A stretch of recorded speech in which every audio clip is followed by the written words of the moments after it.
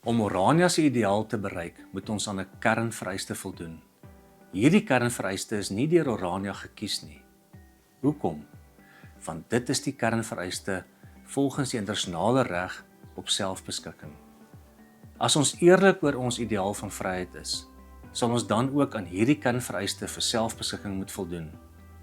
As ons egter nie opreg selfbeskikking nastreef nie, sal hierdie kernvereiste volgens die internasionale reg ook nie vir ons werklik saak maak nie. Ons ideaal beteken nie om vry te wees van iets nie, maar om vry te wees tot iets. Ons ideaal is vryheid tot 'n mooi toekoms, die voorreg om as verloste volksgemeenskap die besluite tot vrye aanbidding te maak en plekmatig uit te voer. Maar wat is hierdie kernvereiste volgens die internasionale reg? Die volgende: selfbeskikking kan deur 'n groep mense met 'n gedeelde kultuur en taal, wat 'n minderheid in 'n staat vorm, maar 'n meerderheid in genoegsame getalle in 'n bepaalde gebied uitmaak, opgeneem word, maar met die volgende voorwaardes.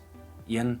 In samehang met ander regte en wetgewing, met klem op nie diskriminasie nie. 2. Op legitieme wyse. In Suid-Afrika is die erkenning deur die owerheid met verkieslik gepaardgaande wetgewing. 3. Deurgevoer deur 'n politieke liggaam en instellings wat onderling erkenning en geloofwaardigheid geniet. En 4. Nie by wyse van geweld of oorlogvoering nie. Hoe pas ons dit op Orania toe? Verbasend prakties en wel soos volg. Vir die bereiking van selfbeskikking moet ons in Orania Afrikaners op 'n kultuurgrondslag vestig. Taal, kultuur en geloof vorm ons identiteit. Maar as ons dit egter op ras doen, vernietig ons ingevolge die reg ons ideaal.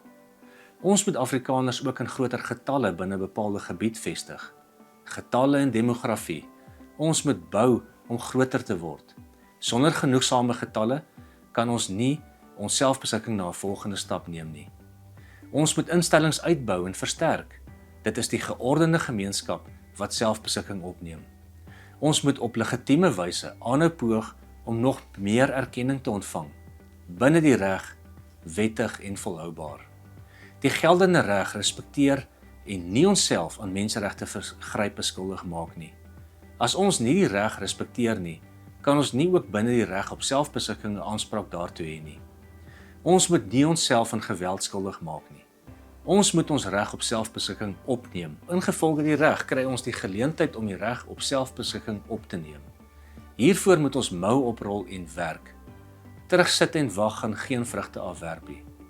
Artikel 235 van die Grondwet bemagtig ons om 'n werklikheid te skep op grond van ons eie taal en kultuurgrondslag. Dit is wel belangrik om in gedagte te hou dat selfbeskikking 'n proses is. Ons werk stap vir stap hieraan en is dit nie volgens die reg iets wat ons sommer net skielik kan ontvang nie. Ons moet dit opneem. As ons daaroor ernstig is, doen ons dit ook eerlik volgens die regsbeginsels wat op ons van toepassing is.